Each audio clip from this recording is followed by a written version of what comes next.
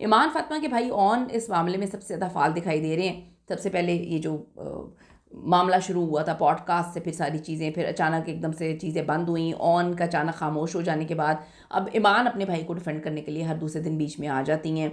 ईमान ने इंस्टाग्राम पर पैगाम शेयर करना शुरू कर दिए और अपने भाई का दिफा किया और कहा कि जी मेरा भाई तो बड़े अरसे से फेमस है। तो लोगों ने लिखा कि आप अपने शोहर के दिफा के लिए तो आज तक नहीं आई, उनको फेंटी तक पड़ी, उनको मारा पीटा तक गया, तब तो आप कभी नहीं बोली कि वकीलों ने उनको मार के बड़ा बुरा किया, तो आप इस तरह से दोगलापन दिखाएंगी। और लोगों ने एक और बात लिखी है, लोगों ने कहा कि आपने जब उसको माफ़ कर दिया था चिटिंग के लिए, तो अब आपके भाई ने इस मामले को गंदगी का रंग देकर चिटिंग चिटिंग वाली कहानी क्यों बताई है। अगर आपको चिटिंग का इतना मसला था तो आपको बहुत पहले खुला ले लेनी चाहिए थी। इससे पहले ईमान ने रजब भट्ट को याद करवाते हुए एक गाना पोस्ट किया था, लेकिन आप देखें फिर होती है ऑन की एंट्री, तमाम चीज़ें ख़त्म हो जाती हैं। अब सूरत हाल ये है कि अल्लामा आसिफ रज़ा अलवी साहब सुलह की तरफ माहौल तो बनाने की कोशिश कर रहे हैं, लेकिन ऑन शेख जो है उसको फिर पोल खोलना याद आ गया। और अभी वो पोल खोलना खेल ही रहा था कि यहाँ पर गज़ल भी बीच में आ जाती हैं, एक साल बाद फाल हो जाती हैं अपने यूट्यूब पर।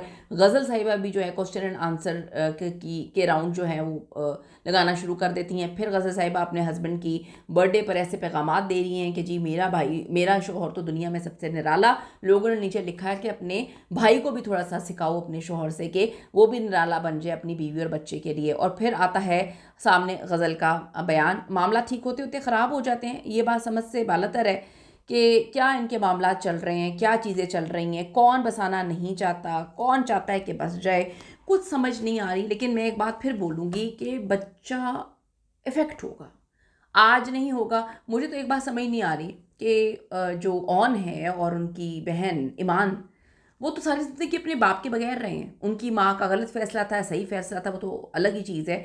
लेकिन सबसे पहले तो आप, अगर आपकी पर्सनैलिटी इस तरह की है कि आपको ये चीज़ें प्रायोरिटीज़ होती हैं, आपने रजब भट्ट से शादी कर ली, उसके बाद चिटिंग वाले मामले पे आपने उसको माफ़ कर दिया, उसके बाद अब आप कुछ और जो है वो कर रही हैं, आपके कोई और मामलात हैं, तो आपको सोचने की ज़रूरत है कि गलती कहाँ पर है। अगर सब चीज़ें बच्चे के लिए बर्दाश्त कर रहे हैं तो फिर बैठकर बातचीत करें। इस नहज तक मामला मत लेकर आएँ दोनों साइडों से कि कल को बच्चा हंसे जब बड़ा हो, कहे कि यार इन छोटे छोटे मामलात की वजह से मेरी ज़िंदगी बर्बाद कर दी।